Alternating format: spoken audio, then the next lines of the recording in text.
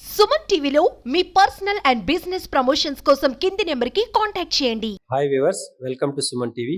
గత వారము వైకాపా ప్రభుత్వం వాళ్ళు మా ప్రభుత్వం తర్వాత కూటమి ప్రభుత్వం వచ్చాక కరెంటు బిల్లు మీద పెంపు చేశారని చెప్పేసి ర్యాలీలు చేయడం జరిగింది.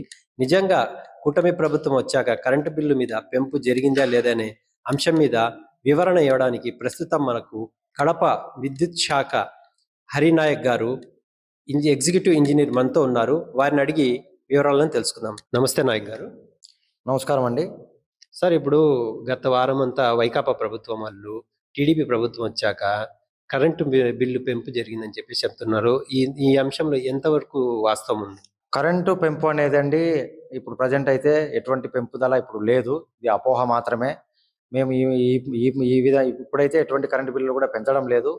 ఎందుకంటే ప్రతి సంవత్సరం మనము ఏపీ ఎలక్ట్రిసిటీ రెగ్యులేటరీ కమిషన్ వారి పర్మిషన్ తీసుకొని ప్రజాభిప్రాయ సేకరణ చేసిన తర్వాతనే కరెంటు బిల్లులు పెంచాలా వద్దా అని వాళ్ళు మాకు పర్మిషన్ ఇచ్చిన తర్వాతనే మేము కరెంటు బిల్లులు పెంచేదానికి అవకాశం ఉంటుంది. కానీ ఎప్పుడంటే అప్పుడు కరెంటు బిల్లు పెంచేదానికి అవకాశం లేదు. అందుకనే ఇప్పుడు ఏం చేశారంటే ప్రతి సంవత్సరము ఒక ఫైనాన్షియల్ ఇయర్లో అయిపోయేటప్పుడు జనవరి తర్వాత, ఫిబ్రవరి, మార్చి, ఏప్రిల్ తర్వాత మనం 1, 4 ఏప్రిల్ నుంచి కరెంటు పెంపుదల అనేది మనం సేకరిస్తాము.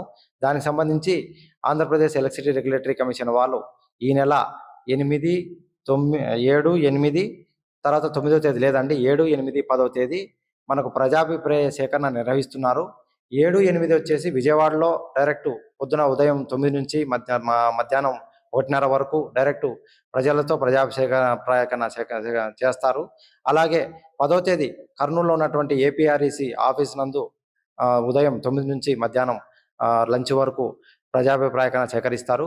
అలాగే 7, 8వ తేదీల్లో మధ్యాహ్నం పూట కావాలంటే మీరు అక్కడికి వెళ్ళలేకపోతే డైరెక్ట్ విద్యుత్ భవన్లో ఎస్సీ గారి ఆఫీసు కాన్ఫరెన్స్ హాల్ నందుకు వస్తే అక్కడ మధ్యాహ్నం నుంచి మీరు లైవ్లో డైరెక్ట్ మా ఏపీఆర్సీ చైర్మన్ గారితో మీ అభిప్రాయాలు తెలపవచ్చు.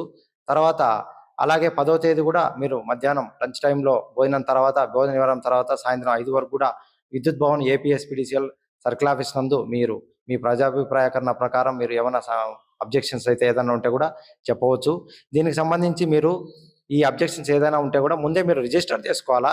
ఏపీఆర్సీ సెక్రటరీ గారి మెయిల్ అడ్రస్ ఉంటుంది. ఏపీఆర్సీ వెబ్సైట్లో అవన్నీ కూడా డీటెయిల్స్ ఉంటాయి. వారికి మీరు మీ అబ్జెక్షన్ను మేము ఈ పలానా అబ్జెక్షన్ మాది ఉందని రిటర్న్ పూర్వకంగా మీరు ఇచ్చి ఆ రోజు మీరు హాజరవుతున్నట్టుగా మీ పేరు అవన్నీ ఇస్తే నమోదు చేసి మిమ్మల్ని ఆ రోజు ప్రజాభిప్రాయ సేకరణకు పిలుస్తారు. మీరు ఇచ్చిన టైం ప్రకారం ఆ రోజు మీరు హాజరయ్యి మీకు సంబంధించినటువంటి ప్రజాభిప్రాయ సేకరణ సంబంధించి మీకు ఏదైనా అబ్జెక్షన్స్ కానీ ఈ పెంపుదల మీద మీకు ఏమైనా సమస్యలు ఉన్నా కానీ మీరు అన్ని కూడా డైరెక్ట్గా మా ఏపీఆర్ఎస్సీ చైర్మన్ వారికి తెలపవచ్చు. చైర్మన్ వారు అవన్నీ కూడా పరిశీలించి తర్వాత మా సంస్థ మేము పంపించినటువంటి ప్రపోజల్స్ అవన్నీ కూడా అన్ని కూలంకషంగా పరిశీలించిన తర్వాత ఒక నిర్ణయానికి వచ్చి పెంపుదల ఉన్నదా లేదా అనేది వాళ్ళు డిసైడ్ చేస్తారు. సో ప్రస్తుతానికైతే ఎటువంటి పెంపుదల లేదండి. ప్రజలు ఎవరు కూడా అపోహపడవద్దు, ధైర్యపడవద్దు, ఎవరు కూడా భయభ్రాంతులకు గురి అవ్వాల్సిన అవసరం లేదు.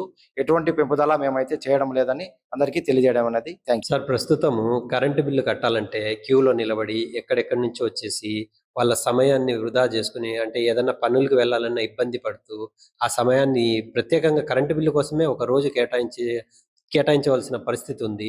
దానికి సంబంధించి మీరు ఏమన్నా కరెంటు బిల్లు ఈజీగా కట్టుకునేటటువంటి ఏమన్నా చర్య తీసుకున్నారు? ప్రజలకు అందరు కూడా సౌకర్యార్థం మేము ఈ నెల 1వ తేదీ నుంచి ఆల్రెడీ ప్రతి కరెంటు బిల్లుతో పాటు క్యూఆర్ కోడ్ అనేది ఒకటి జతపరిచి మనం బిల్లుతో పాటు ఇస్తున్నాము. ప్రజలందరూ కూడా ఈ క్యూఆర్ కోడ్ను ఇంటి వద్దనే ఉండి ఎటువంటి మన క్యూ లైన్లో నిలబడి ఇక్కడికి రావాల్సిన అవసరం లేదు. మన ఫోన్పే కావచ్చు, గూగుల్ పే కావచ్చు, అమెజాన్ పే కావచ్చు, ఎనీ యూపీఐ ఐడి దాని ద్వారా మీరు దాన్ని స్కాన్ చేస్తే వితిన్ సెకండ్స్లో మీరు ఎంత బిల్లు కట్టాలో ఆ బిల్లు అక్కడ డిస్ప్లే అవుతుంది. దాన్ని మీరు మీ ప్రాసెస్ ప్రకారం మీ పాస్వర్డ్, యూజర్ నేమ్ ఇచ్చేసిన పాస్వర్డ్ టైప్ చేసిన తర్వాత ఆటోమేటిక్గా బ్యాంక్ నుంచి డిడక్ట్ అయిపోయి మీకు రసీదు కూడా వస్తుంది. కాబట్టి ప్రజలందరూ ఈ క్యూఆర్ కోడ్ సదుపాయాన్ని సద్వినియోగం చేసుకోండి. ఇక్కడికి మా కౌంటర్ల దగ్గరికి, డిపార్ట్మెంట్ కౌంటర్ల దగ్గరికి వచ్చి క్యూ లైన్లో నిలబడి మీ సమయాన్ని వృధా చేసుకోవాల్సిన అవసరం లేదు. అలాగే మీ పెట్రోల్ ఖర్చులు కావచ్చు, డీజిల్ ఖర్చులు కావచ్చు, ఇవన్నీ కూడా మీకు మిగిలేదానికి అవకాశం ఉంది. కాబట్టి ప్రజలందరూ కూడా ఇంటి వద్దనే ఉండి ఈ క్యూఆర్ కోడ్ బిల్ ఇచ్చిన తర్వాత దాన్ని జాగ్రత్తగా భద్రపరుచుకొని పడేయకుండా మీ దగ్గర అమౌంట్ ఉన్నప్పుడు ఫెసిలిటీ మీరు కట్టగలిగే కెపాసిటీ ఉన్నప్పుడు ఇమీడియట్గా 15 రోజుల లోపల బిల్లు కట్టడానికి ప్రయత్నం చేయండి. స్కాన్ చేసిన వెంటనే అమౌంట్ పోతుంది, రసీదు కూడా వస్తుంది. అలాగే మీరు ఆ బిల్లును దయచేసి పడేయొద్దు, జాగ్రత్తగా పెట్టుకోండి. బిల్లు కట్టిన తర్వాత మాత్రం కావాలంటే దాన్ని మీరు డిస్పోజ్ చేయొచ్చు. ఎందుకంటే ఒక క్యూఆర్ కోడ్ స్కాన్ ఒక నెలకే వస్తుంది. ఆ కన్జ్యూమర్‌కే వస్తుంది. మళ్ళా వచ్చే నెల కొత్త క్యూఆర్ కోడ్ వస్తుంది. దాని ద్వారా మీరు స్కాన్ చేయాల్సి వస్తుంది. తర్వాత ఒకసారి స్కాన్ చేసిన తర్వాత మళ్ళీ మీరు చేయాల్సిన అవసరం లేదు. ఒకసారి స్కాన్ చేస్తే అమౌంట్ మా అకౌంట్‌లోకి వచ్చిన తర్వాత మళ్ళీ రెండోసారి స్కాన్ చేసినా అది స్కాన్ అవ్వదు.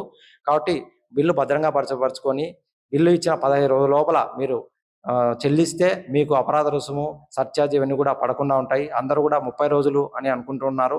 30 రోజుల తర్వాత లోపల కట్టవచ్చు అని అనుకుంటున్నారు. కానీ 15 రోజుల లోపల కట్టడం వల్ల మీకు సర్చార్జ్ అనేది మినహాయింపు ఉంటుంది. కాబట్టి దయచేసి బిల్లు ఇచ్చిన 15 లోపల మీరు కట్టేదానికి ప్రయత్నం చేయండి. మా కంపెనీకి సార్ గతంలో టీడీపీ ప్రభుత్వము ఎన్నికలకు ముందు మేము ప్రభుత్వము వచ్చిన తర్వాత మా ప్రభుత్వం టీడీపీ వచ్చిన తర్వాత సోలార్ సిస్టమ్ తీసుకొని వచ్చేసి కరెంటు బిల్లు తగ్గించి సోలార్ సిస్టమ్ని పెంచి ప్రజలకు సౌకర్యవంతంగా చేస్తామని చెప్పారు. దానికి సంబంధించి కొత్తగా ఏమైనా చర్యలు తీసుకుంటారు? అవునండి. ఇప్పుడు మనకు కేంద్ర ప్రభుత్వము ప్రధానమంత్రి సూర్యఘర్ అని చెప్పి పీఎం సూర్యఘర్ అని చెప్పేసి ఒక పథకాన్ని ప్రారంభించింది. ఈ పథకం ఏంటంటే 1 కిలోవాట్ లోడు కన్జ్యూమరు మన ఇంటి సోలారు ఇంటిపైన రూఫ్ టాప్ పైన ఇన్స్టాల్ చేసుకుంటే దానికి దాదాపుగా 80,000 90,000 ఖర్చు అవుతుంది. దానికి గవర్నమెంట్ 30,000 సబ్సిడీ ఇస్తుంది, సెంట్రల్ గవర్నమెంట్. సో మనం 80,000 ఖర్చు అయింది అనుకోండి సోలార్ ఇన్స్టాలేషన్కు. 80,000 మైనస్ 30,000 అంటే మనకు దాదాపుగా 50,000 మాత్రమే మనకు ఖర్చు అవుతుంది. ఈ 50,000 కూడా మనకు బ్యాంకు లోన్ రూపంలో ఇస్తుంది కావాలనుకుంటే. తర్వాత 2 కిలోవాట్ తీసుకున్నారనుకోండి 30,000 ప్లస్ 30,000 అంటే 60,000 వస్తుంది సబ్సిడీ. అలాగే దానికి అయ్యే ఖర్చు 80 1,60,000 అయింది. 1,60,000 మైనస్ 60 అంటే దాదాపుగా మీ చేతి నుంచి 1,00,000 మాత్రమే పడుతుంది. ఆ 1,00,000 కూడా లోన్ సబ్సిడీ ఇస్తుంది. అలాగే నెక్స్ట్ 3 కిలోవాట్ లోడ్ తీసుకున్నారనుకోండి సబ్సిడీ వచ్చేసి మీకు 30,000 మూడో కిలోవాట్కు 28,000 చొప్పున 78,000 సబ్సిడీ వస్తుంది. తర్వాత మీరు దానికి దాదాపుగా 1,90,000 ఖర్చు అవుతుంది అనుకోండి. 1,90,000 లేదా 2,00,000 అవుతుంది. అందులో 78,000 తీసేస్తే మీకు ఓన్లీ 1,20,000 మాత్రమే మీకు చేతి నుంచి పడుతుంది. ఆ 1,20,000 కూడా మీరు బ్యాంకు లోన్ సదుపాయం ద్వారా మనం నార్మల్ ఇంట్రెస్ట్‌తో మన లోన్‌కైతే మన హౌసింగ్, ఇళ్లకు తర్వాత ఏదైతే తీసుకుంటామో ఆ విధంగానే లోన్ కూడా సదుపాయం ప్రకటించింది. సో ప్రజలందరూ ఈ సోలార్‌ను ప్రతి ఇంటికి పెట్టుకొని మన సోలార్ జనరేషన్ మీరు పెంచాలా. అలాగే ఈ అదర్ జనరేషన్ ఏదైతే ఉందో కోల్ ద్వారా వీటంతటిని కూడా మనం తగ్గించుకునేదానికి అవకాశం ఉంది. మన వాయు కాలుష్యాన్ని తర్వాత మన ప్రకృతిని కూడా మనం కాపాడుకోవచ్చు. కాబట్టి ప్రజలందరూ ఈ సోలార్‌ను ప్రతి ఒక్కరూ వాళ్ళ ఇంటిపైన ఇన్‌స్టాల్ చేసుకోండి. దాదాపుగా 78,000 సబ్సిడీ ఇచ్చింది. ఈ పథకాన్నంతా కూడా సద్వినియోగం చేసుకోండి.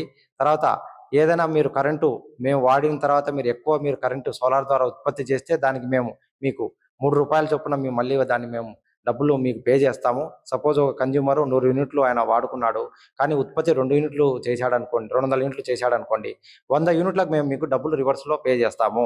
సో ఈ పథకం ఎంత జనరేషన్ మీరు అట్లా పెట్టుకుంటే సోలార్‌లు దానికి తగ్గట్టుగా ఉత్పత్తి పోను మిగతా అమౌంట్ మేము మీకు పే చేస్తాము. దీనివల్ల మీకు డబ్బులు ఆదా అవుతుంది. అలాగా మా దగ్గర నుంచి డబ్బులు కూడా వస్తుంది. సో ఈ ప్రజలందరూ కూడా ఈ పథకాన్ని సద్వినియోగం చేసుకోండి.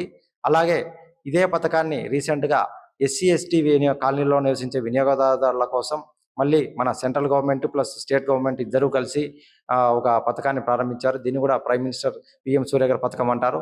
ఇందులో కూడా ఏంటంటే మామూలుగా అదర్ దాన్ ఎస్సీ, ఎస్టీలు అయితే మనం అమౌంట్ పే చేస్తున్నాం. అట్లా కాకుండా వీళ్ళందరికీ కూడా ఇంటిపైన 2 కిలోవాట్ వరకు ఎటువంటి డబ్బులు చెల్లించకుండా ప్రతి ఇంటిపైన సోలార్ పెట్టేదానికి గవర్నమెంట్ మన స్టేట్ గవర్నమెంట్ గారు తర్వాత మన సెంట్రల్ గవర్నమెంట్ ఇద్దరు కలిసి మాట్లాడుకొని దీన్ని ప్రారంభిస్తున్నారు.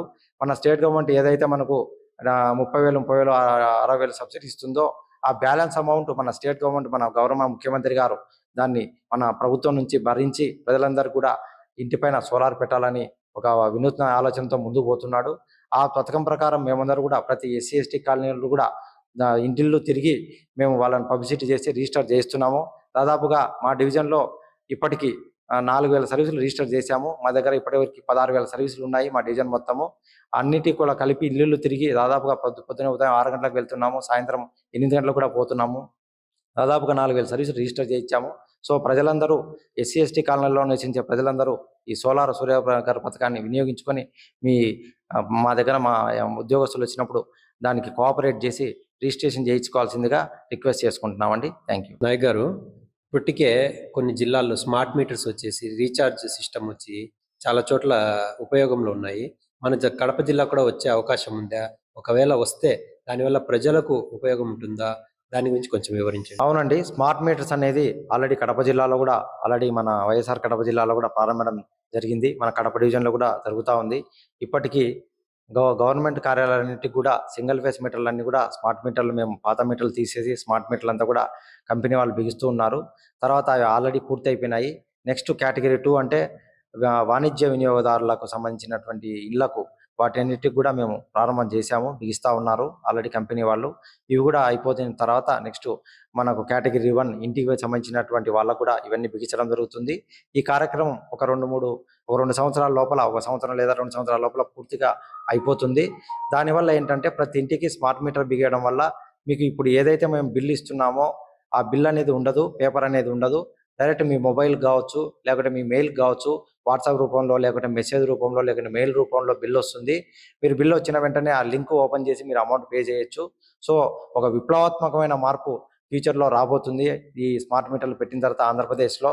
సో, ప్రజలందరూ ఈ స్మార్ట్ మీటర్ల మీద ఎటువంటి అపోహ వద్దు. దీన్ని బిగించుకోవడం వల్ల ఎటువంటి నష్టం ఉండదండి. మీకు ఇంకా సులభంగా వినియోగం కూడా మీరు దీనికి అప్లికేషన్ ఒకటి ఇస్తారు. ఈ అప్లికేషన్‌లో మీరు ఈ పోయిన నెల ఎంత కరెంటు మనం వినియోగించాము, ఈ నెల ఎంత వినియోగించాము, ఎంత బిల్లు కట్టామని అంత డేటా కూడా మీ మొబైల్‌లో నిక్షిప్తమై ఉంటుంది. ఎప్పుడైనా మీరు చూసుకోవచ్చు. సో, రసీదు పోయిందే బిల్లు కట్టాము అనే ఆలోచన ఉండదు. సో, మొత్తం మొబైల్‌లో మనకు రిజిస్టర్ అయి ఉంటుంది. సో, దయచేసి దీని మీద ఎటువంటి అపోహలు పెట్టుకోకుండా ప్రతి ఒక్కరూ స్మార్ట్ మీటర్లు బిగించడానికి సహకరించండి. అలాగే రీచార్జ్ విషయానికొస్తే ఈ మన మొబైల్ ఫోన్ మీద మనం ఎలా రీచార్జ్ చేసుకొని ఒక రూ. 500 రీచార్జ్ చేసుకున్నాం అనుకోండి. ఒక 2, 3 నెలల తర్వాత మనం బ్యాలెన్స్ అయిన తర్వాత మళ్ళీ రీచార్జ్ చేసుకుంటాము. అలాగే ఇది కూడా ఫ్యూచర్‌లో వచ్చేదానికి అవకాశం ఉంది. మనం ముందే రీచార్జ్ చేసుకుంటే దానికి తగ్గట్టుగా ఎంతకన్నా మనం కన్జ్యూమ్ వాడుతున్నాం, ఎంత బిల్ వస్తుందో అది పోను ఆ బ్యాలెన్స్ అమౌంట్ మనకు అట్లే మిగిలిపోతుంది. మనకు మొబైల్ కదా ఎట్లా మెసేజ్‌లు వస్తాయో అట్లా కూడా మీకు మెసేజ్‌లు రీచార్జ్ చేసుకోమని రావచ్చు ఫ్యూచర్‌లో. సో, ఒక విప్లవాత్మకమైనటువంటి మార్పు మనం విద్యుత్ శాఖలో ఏపీఎస్‌పీడీసీఎల్‌లో మనం ఎక్స్‌పెక్ట్ చేస్తున్నాము. త్వరలో జరుగుతుంది. అలాగే ప్రజలందరూ కూడా ఈ స్మార్ట్ మీటర్లు పెట్టుకోవడం వల్ల ఎటువంటి అపోహలకు గురి కాకుండా, భయపడకుండా ధైర్యంగా పెట్టుకోవచ్చండి. ఇందులో ఎటువంటి నష్టాలు లేవు. ప్రజలందరూ దీన్ని సద్వినియోగం చేసుకోవాల్సిందిగా కోరుచున్నాం. చూశారు కదా వ్యూవర్స్, కడప విద్యుత్ శాఖ హరినాయక్ గారు, ఎగ్జిక్యూటివ్ ఇంజనీర్ గారు ప్రస్తుతం మనకు చాలా చక్కగా వివరించారు. కాబట్టి ప్రజలు తప్పకుండా అపోహకు పాలయ్యి, భయాందోళనకు గురయ్యి కరెంటు బిల్లు పెంచారని చెప్పేసి మీరు ఎవరు కూడా భయాందోళనకు గురి కావద్దని చెప్పేసి వివరించారు.